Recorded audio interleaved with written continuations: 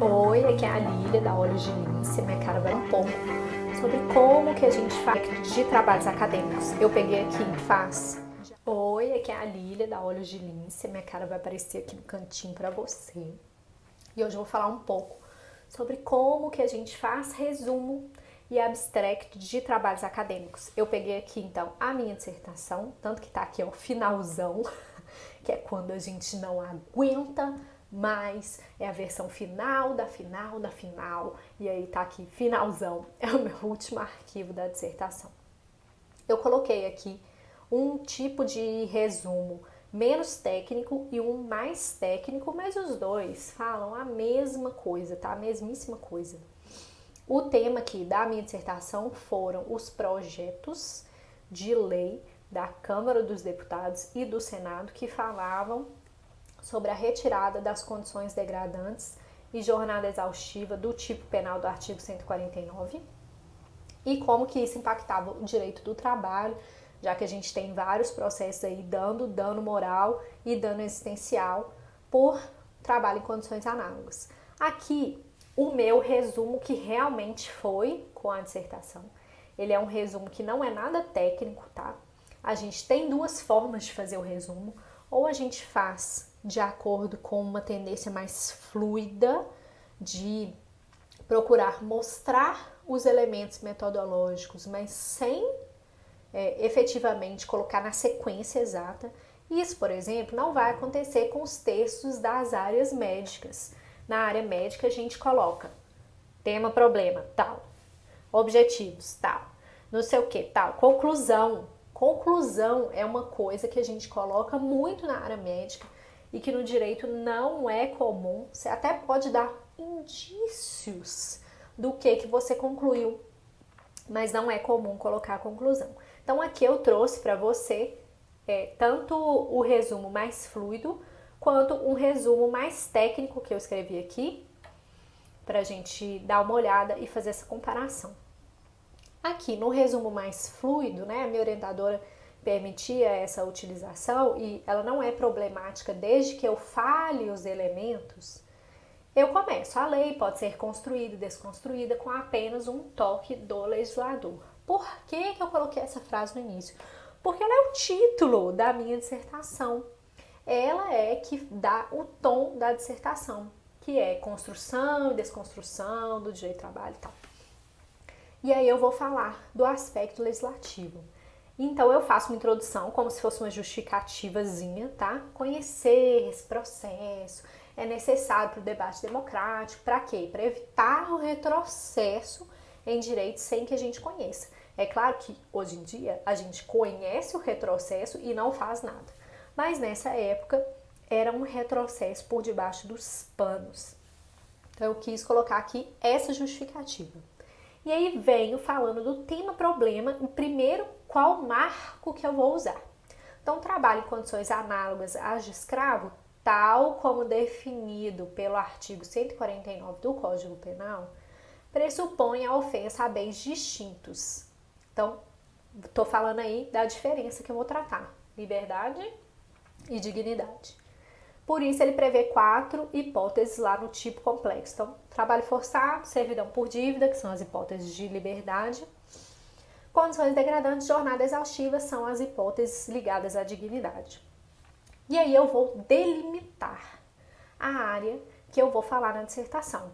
Os dois últimos, ou seja, condições degradantes e jornada exaustiva, eles são ofensivos à dignidade e por isso vêm sendo considerados como alheios ao conceito e por isso merecedores de reforma. Então nessa época, e hoje também, né, as pessoas consideravam, não, jornada exaustiva não é trabalho escravo ou trabalho em condições análogas de escravo. Vamos tirar esse trem aí do Código Penal. E era sobre isso que eu ia falar. E aí eu vou fazer uma hipótese aqui, ó. No entanto, a retrospectiva histórica e jurídica, então já estou falando qual vai ser a parte metodológica, vou fazer uma retrospectiva. Demonstra sua razão de ser e a necessidade de tê-los como conduta criminal, em especial para o direito do trabalho. Delimitei mais ainda o que eu vou falar. Vem aqui o tema-problema. Então, a dissertação se preocupa, portanto, em desvendar os projetos de lei atuais que tramitam na Câmara dos Deputados e no Senado, e em especial aqueles que removem do artigo 149 tais modalidades, colocando em evidência a tentativa de desconstruir a lei retirando direitos. Esse é o meu tema-problema. É a partir dele que eu vou construir o meu texto.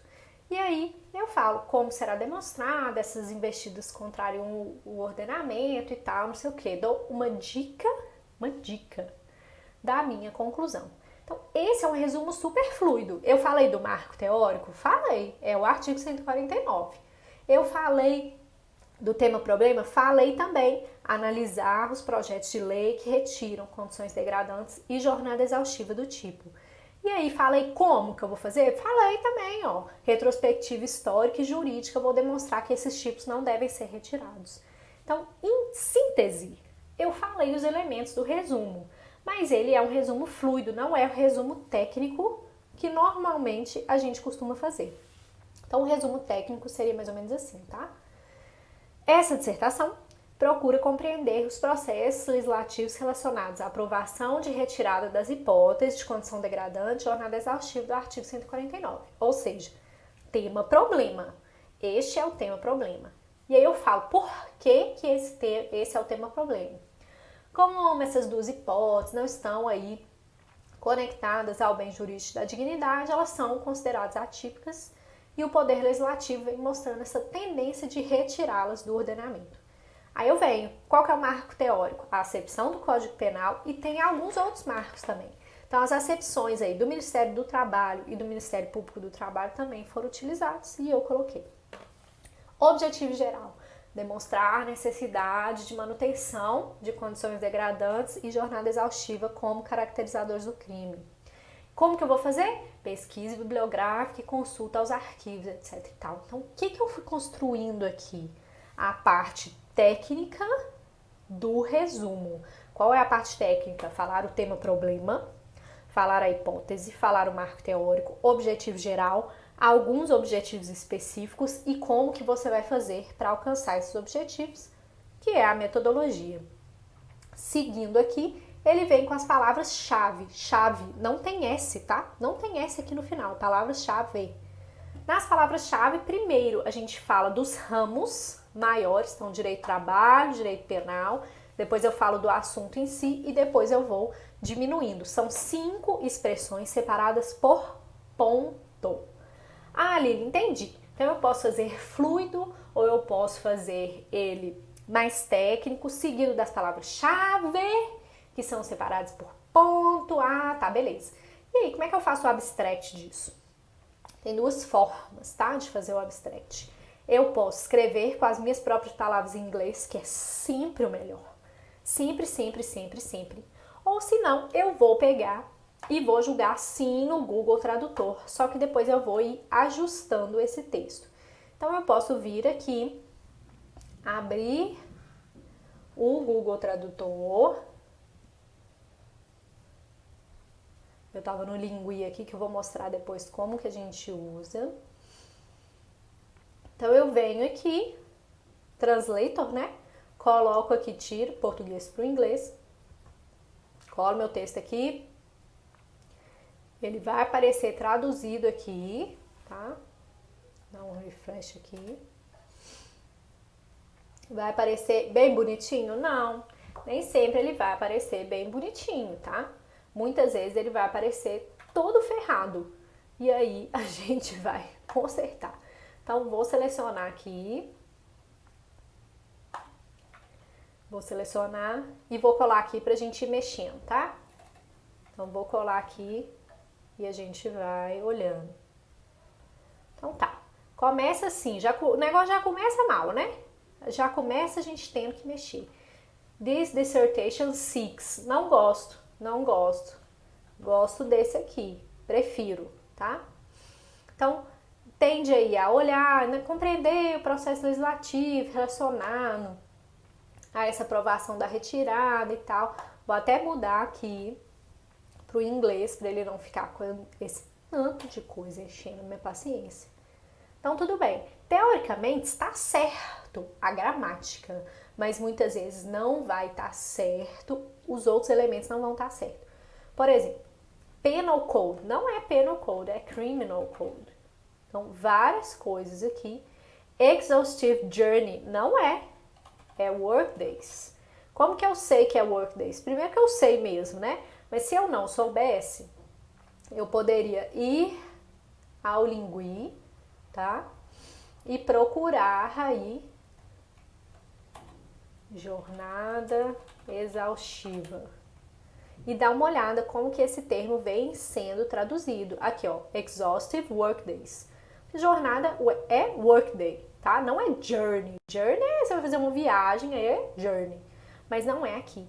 Então, o que a gente tem que fazer? Tem que ir consertando tudo aqui para ter certeza que isso tá adequado. Então, principalmente a questão dos órgãos muda muito. Então, aqui, MPT virou Public Prosecution Service. Não é essa a tradução, principalmente porque é Ministério Público do Trabalho. Então, não é essa a tradução. Às vezes, é até melhor a gente deixar a sigla em português. Mas é uma forma de fazer. Eu recomendo fortemente que você traduza com as suas próprias palavras, que foi o que eu fiz aqui. Mas se você, né, foi o que eu fiz aqui embaixo, se você não fala inglês ou não tem tanto manejo, essa é uma dica boa. E sim, no Google Translator, ele não traduz bem, eu já tô te falando que vai vir errado. E aí você vai ir consertando esse texto. Então, você tem uma base e a partir dali você vai consertando. Qual é essa base? Tema, problema, hipótese, marco teórico, objetivo geral, objetivos específicos, metodologia. Essa é a sequência do resumo e do abstract. E a gente pode fazer essa sequência de duas formas, ou não linear, que foi aquela primeira que eu mostrei, ou técnica, que foi essa segunda. Eu espero que você tenha gostado. Não copie a minha dissertação, porque eu vou saber. Se alguém copiar, você deixa aqui no comentário para mim e coloca aqui qual dúvida continuou aqui, né, sobrevivendo depois dessa mini aula sobre resumo e abstract.